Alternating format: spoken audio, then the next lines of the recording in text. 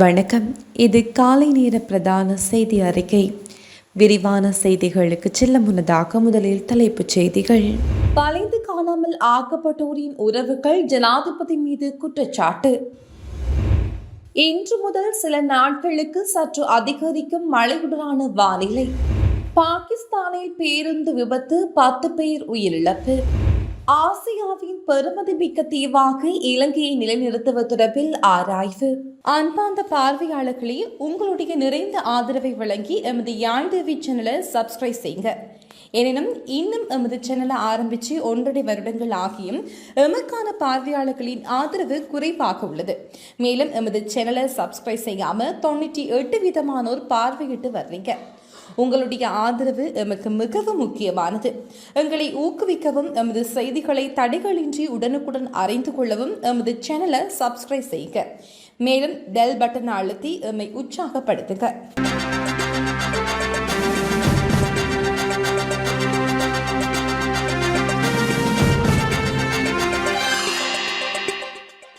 Clean Sri Lanka வேலை திட்டம் நாளை தினம் ஆரம்பமாக உள்ளது. அரசாங்கத்தினால் நடைமுறைப்படுத்தப்பட உள்ள கிளீன் ஸ்ரீலங்கா வேலை திட்டம் நாளை ஆரம்பிக்கப்பட உள்ளதாக தெரிவிக்கப்படுகிறது. ஜனாதிபதி அனுரகுமார் திசாநாயக்க தலைமையில் இந்த வேலை திட்டம் இடம்பெற உள்ளதாக ஜனாதிபதி ஊடக பிரிவு தெரிவித்துள்ளது. கிளீன் ஸ்ரீலங்கா வேலை திட்டத்தை நடைமுறைப்படுத்துவதற்காக ஜனாதிபதி செயலணி ஒன்று அண்மையில் ஸ்தாபிக்கப்பட்டமை குறிப்பிடத்தக்கது. மின்சார கட்டண திருத்தம் தொடர்பான பொதுமக்களின் கருத்துக்களை சேகரிக்கும் பணிகளை பொது பயன்பாடுகளின் ஆணைக்குழு முன்னெடுத்து வருகின்றது. இந்த நிலையில் கடந்த 27ஆம் தேதி முதல் மாகாண மட்டத்தில் வாய்மொழி மூல கருத்துக்களை சேகரிக்கும் பணிகள் ஆரம்பிக்கப்பட்டுள்ளன. அதற்கமைய இன்றைய தினம் ஊவா மாகாணத்தில் மின் கட்டண திருத்தம் தொடர்பான கருத்துக்களை கோரும் செயற்பாடுகள் இன்று காலை 8:30 முதல் பிற்பகல் 1 மணி வரை மொனராகலை மாவட்ட செயலக கேட்போர் கூடத்தில் இடம்பெற உள்ளது. அதன்படி மின்சார கட்டணம் தொடர்பான இலங்கை பொது பயன்பாடுகளின் ஆணைக்குழுவின் இறுதி முடிவு எதிர்வரும் ஜனவரி 17ஆம் தேதி அறிவிக்கப்பட உள்ளது. அடுத்த வருடத்துக்கான ஓய்வூதியம் வழங்கப்படும் திகதிகள் அறிவிக்கப்பட்டுள்ளன. ஓய்வூதிய திணைக்களத்தின் பணிப்பாளர் நாயகம் ஜகத் தயசின் கையொப்பத்துடன் வெளியிடப்பட்ட சுற்றறிக்கையில் இது தொடர்பாக விவரங்கள் அறிவிக்கப்பட்டுள்ளது. அதன்படி ஜனவரி, பிப்ரவரி, மார்ச், செப்டம்பர், அக்டோபர், நவம்பர், டிசம்பர் ஆகிய மாதங்களுக்கான ஓய்வூதிய கொடுப்பனவு 10ஆம் தேதி வழங்கப்படும் எனவும் அறிவிக்கப்பட்டுள்ளது. அத்துடன் ஏப்ரல், மே, ஜூன், ஜூலை ஆகிய மாதங்களில் 9ஆம் தேதி ஓய்வூதியம் வழங்கப்படும். அதே நேரம் ஆகஸ்ட் மாதத்தில் மாத்திரம் 7ஆம் தேதி ஓய்வூதிய கொடுப்பனவுகள் வழங்கப்படும் என குறித்த சுற்றறிக்கையில் குறிப்பிடப்பட்டுள்ளது.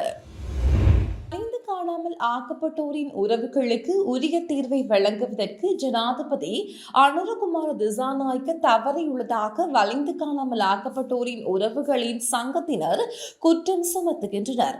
கிளிநொச்சியில் நேற்று இடம்பெற்ற கவனஈர்ப்பு போராட்டத்தின் போது அவர்கள் இதனை குறிப்பிட்டுள்ளனர். வளைந்து காணாமல் ஆக்கப்பட்ட எமது பிள்ளைகளை தேடி தொடர்ந்தும் போராடி வருகின்றோம்.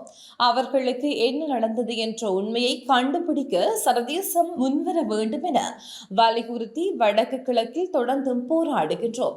தேர்தல் விஞ்ஞாபனத்தின் வலிந்து காணாமல் ஆக்கப்பட்டவர்களின் உறவுகளுக்கு உரிய தீர்வு பெற்றுக் கொடுக்கப்படும் என ஜனாதிபதி குறிப்பிட்டிருந்தாலும் இதுவரையில் எந்த ஒரு முயற்சியும் மேற்கொள்ளப்படவில்லை என வலிந்து காணாமல் ஆக்கப்பட்டோரின் உறவுகள் தெரிவிக்கின்றனர். ஆப்கானிஸ்தானின் 2021ஆம் ஆண்டு தாலிபான் ஆட்சியை பொறுப்பேற்றதன் பின்னர் பெண்களுக்கு கடுமையான கட்டுப்பாடுகள் விதிக்கப்பட்டு வருகிறது.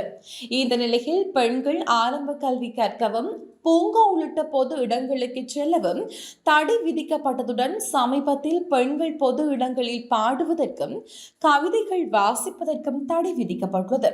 இது தொடர்பாக தற்போது தாலிபான் அரசாங்கம் ஆப்கானிஸ்தானில் பெண்கள் வசிக்கும் பகுதியில் உள்ள வீடுகளில் ஜன்னல் வைக்க தடை விதித்து உத்தரவிட்டுள்ளது. அத்துடன் வீடுகளில் ஜன்னல்களை இருந்தால் அதனை மறைக்கும் விதத்தில் தடுப்புகளை அமைக்க வேண்டும் என்றும் புதிய கட்டிடங்களில் ஜன்னல்கள் இருக்கக்கூடாது என்றும் அறிவிக்கப்பட்டுள்ளது. சின்ன சேனலுக்கு எதாக இருந்தாலும் அது கொஞ்சம் ஆதரவு கொடுங்க. உங்கள் பொண்ணான கையை கொண்டு அந்த பெல்லில் தட்டிடுங்க. அவங்களுக்கு சப்ஸ்கிரைபர் 5-10 ஏறுனா அவங்க மனசு சந்தோஷப்படும். அவங்க வீடியோவும் பாருங்கள். மட்டக்களப்பு மாவட்ட எல்லை பிணக்குகளை உடனடியாக தீர்க்குமாறு மாவட்ட அபிவிருத்தி குழு கூட்டத்தில் நாடாளுமன்ற உறுப்பினர் எம்ஏஎல் ஹிஸ்புல்லாஸ் கோரிக்கை விடுத்துள்ளார். மட்டக்களப்பு மாவட்ட அபிவிருத்தி குழு கூட்டம் மாவட்ட அபிவிருத்தி குழு தலைவரும் பிரதி அமைச்சருமான அருண் ஹேமச்சந்திரா தலைமையில் மாவட்ட செயலகத்தில் நேற்று இடம்பெற்றது.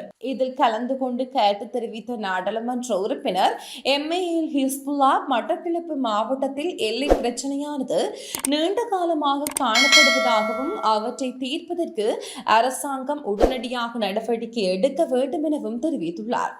இதனை கருத்தில் கொண்ட மாவட்ட அபிவிருத்தி குழு தலைவர் உடனடியாக விசேட குழு ஒன்றை அமைக்க இணக்கம் தெரிவித்துள்ளார்.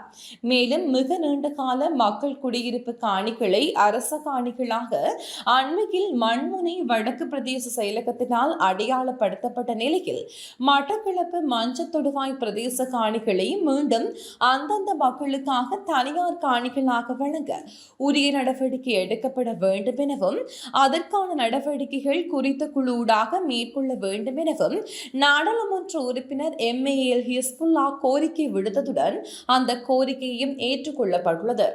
மாவட்ட அரசாங்க அதிபர் ஒருங்கிணைப்பில் நடைபெற்ற இக்கூட்டத்தில் கிழக்கு மாகாண ஆளுநர் கலாநிதி ஜெயந்தலால் ரத்னசேகர மற்றும் மாவட்ட நாடாளுமன்ற உறுப்பினர்கள் உட்பட திணைக்கள தலைவர், முப்படைகள் உயர் அதிகாரிகள் உள்ளிட்டோர் இதில் கலந்து கொண்டனர். கடந்த 24 மணி நேரத்தில் மது போதையில் வாகனம் செலுத்திய 413 பேருக்கு எதிராக விசேட போக்குவரத்து சோதனை நடவடிக்கையின் கீழ் சட்ட நடவடிக்கை எடுக்கப்பட்டுள்ளது.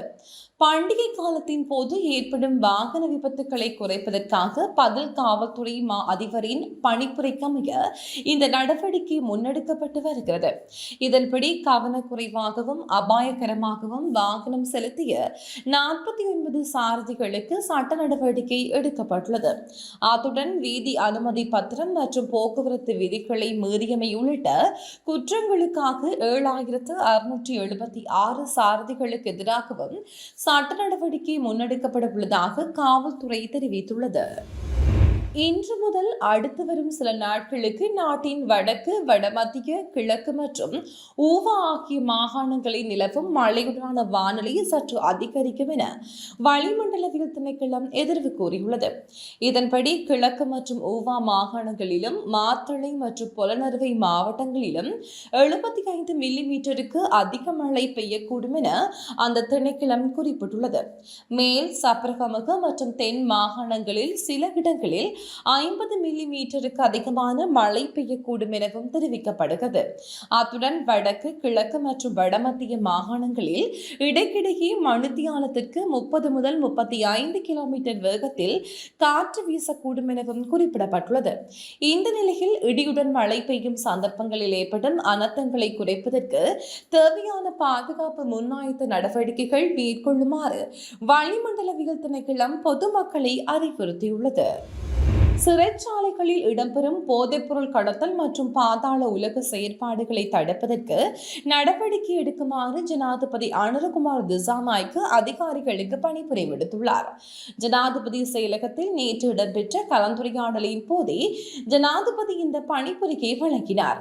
போதைப்பொருள் மற்றும் பாதாள உலகத்துடன் தொடர்புடைய நபர்களின் வழக்கு நடவடிக்கைகளை துரிதமாக நிறைவு செய்யுமாறு அதிகாரிகளுக்கு அறிவித்த ஜனாதிபதி அதற்காக இணையவழி முறைமை பின்பற்றுவதற்கான சாத்தியக்கூறுகளையும் சுட்டிக்காட்டினார்.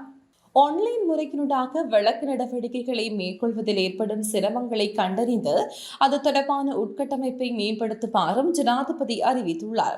மேலும் சிறைச்சாலைகளில் இடம்பெறும் முறைகேடுகளில் அதிகாரிகளுக்கும் தொடர்பு இருப்பதாக எழுந்துள்ள குற்றச்சாட்டுகள் தொடர்பிலும் இங்கு கலந்துரையாடப்பட்டதுடன் இதனுடன் தொடர்புள்ள அதிகாரிகளுக்கு நிறுவன மட்டத்திலான ஒழுங்காற்று நடைமுறைக்கு அப்பால் சட்ட நடவடிக்கை எடுக்குமாறும் சம்பந்தப்பட்ட அதிகாரிகளுக்கு ஜனாதிபதி ஆலோசனை வழங்கியுள்ளார். தனது 100வது வயதில் காலமான அமெரிக்க முன்னாள் ஜனாதிபதி ஜிம்மி கார்ட்டர் தமது வாழ்க்கையை சாதாரண வேர்க்கடலை விவசாயியாக ஆரம்பித்து நாட்டின் ஜனாதிபதியாக உயர்ந்தவர் என குறிப்பிடப்பட்டுள்ளது. கடந்த 1977 ஆண்டு முதல் 1981 ஆண்டு வரை ஜனநாயக கட்சியின் சார்பாக ஒரு பதவிக்காலம் அமெரிக்காவின் நிர்வாகத்தை பொறுப்பேற்றார். இந்த குறுகிய காலப்பகுதியில் எகிப்திலும் இஸ்ரேலுக்கும் இடையே ஏற்பட்டிருந்த முரண்பாட்டை தீர்ப்பதற்காக அவர் எடுத்த முயற்சி மூலம் சமாதான உடன்படிக்கை ஒன்று உருவானது. இது தவிர ஈரானினால் சிறையில் அடைக்கப்பட்ட அமெரிக்க பயண கைதிகளை ராஜதந்திர செயல்பாட்டின் மூலம் அழிவு இல்லாமல் விடுவித்து சர்வதேசத்தால் பாராட்டப்பட்டார். அமெரிக்காவின் பொருளாதார மேம்பாட்டிற்காக சிறப்பான பல திட்டங்களை சமர்ப்பித்து அதில் வெற்றி பெற்றார். பிற்காலத்தில் அவர் சர்வதேச அமைதி, சுற்றுச்சூழல் மற்றும் மனித உரிமைகளுக்காக அயராது செயல்பட்டார். ஜம்மி கார்ட்டர் சுற்றுச்சூழல் மற்றும் பருவநிலை மாற்றத்தை மிக தீவிரமாக பங்களிப்பை செய்த முதலாவது சர்வதேச தலைவர்களில் ஒருவராக இப்போதும் கருதப்படுகிறார். இவரது சேவையை பாராட்டி கடந்த 2002ஆம் ஆண்டு சமாதானத்திற்கான நோபல் பரிசு வழங்கப்பட்டது. அதேவேளை ஜிம்மி கார்ட்டரின் தலைமையில் சர்வதேச அமைதி மற்றும் பாதுகாப்பிற்கு கணிசமான பங்களிப்பை வழங்கியது என ஐக்கிய நாடுகளின் செயலாளர் நாயகம் அன்டோனியோ குட்ரஸ் தெரிவித்துள்ளார். பாகிஸ்தானின் மியன்வாலில் இருந்து ராவன்பேட்டைக்கு சென்ற பயணிகளின் பேருந்து விபத்துக்குள்ளானதில் 10 பேர் உயிரிழந்தனர் என வெளிநாட்டு செய்திகள் தெரிவிக்கின்றன. 30க்கும் மேற்பட்டோர் பயணம் செய்த குறித்த பேருந்து அக்டோக் மாவட்டத்தில் உள்ள நெடுஞ்சாலைகளில் சென்று கொண்டிருந்த போது எதிர்பாராத விதமாக வீதியோரம் கவிழ்ந்து விபத்துக்குள்ளானது. இந்த விபத்தில் பேருந்தில் பயணம் செய்த 10 பேர் உயிரிழந்தனர். மேலும் 22 பேர் படுகாயமடைந்தனர். படுகாயமடைந்தவர்களை பொதுமக்களின் உதவியுடன் காவல்துறையினர் மீட்டு வைத்தியசாலைக்கு அனுப்பி வைத்தனர். இலங்கையை சுற்றுலா பயணிகளின் கவரக்கூடிய இடமாக மாற்றுவதற்கு தேவையான திட்டங்களை விரைவாக நடைமுறைப்படுத்துமாறு ஜனாதிபதி அனுரகுமார திசாநாயக்க அதிகாரிகளுக்கு பணிப்புரை விடுத்துள்ளார். கிளீன் ஸ்ரீலங்கா திட்டத்தை மீளமைப்பதனூடாக சுற்றுலாத்துறையை மேம்படுத்துவது தொடர்பான செயற்பாடுகள் வலுவடையும் எனவும் ஜனாதிபதி மேலும் குறிப்பிட்டுள்ளார்.